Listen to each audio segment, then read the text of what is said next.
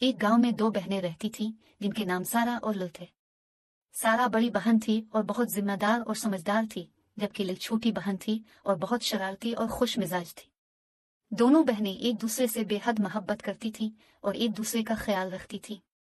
एक दिन सारा और लिल ने फैसला किया कि वो जंगल की सैर को जाएंगी। दोनों बहनें जंगल के खूबसूरत मनाजिर से लुत्फ अंदोज हो रही थीं जब अचानक एक खूबसूरत हिरन उनके सामने आ गया। लिल ने खुशी से हिरन की तरफ भागना शुरू कर दिया, लेकिन सारा ने उसे रोका और कहा, लिल, हमें एहतियात से चलना चाहिए, जंगल में बहुत सी खतरनाक चीजें भी होती हैं। लिल ने सारा की बात मान ली और दोनों बहनें हिरन के पीछे चलने लगी। कुछ देर बाद वो एक खूबसूरत झील के किनारे पहुंची। वहां उन्होंने देखा कि झील के पानी में बहुत सी खूबसूरत मछलियां तैर रही थीं।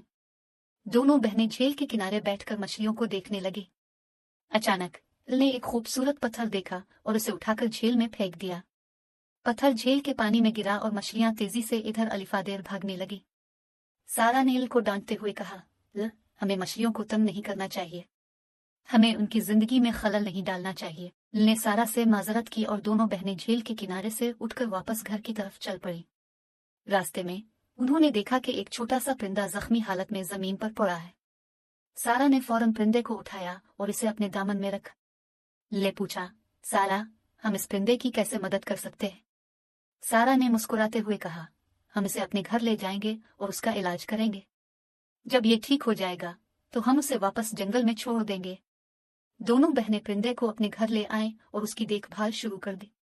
कुछ दिनों बाद परिंदा मुकम्मल तौर पर ठीक हो गया और दोनों बहनें इसे जंगल में छोड़ आए। इस तजुर्बे के बाद लिल ने सीखा कि हमें हर जानदार की कदर करनी चाहिए और उन्हें तंग नहीं करना चाहिए।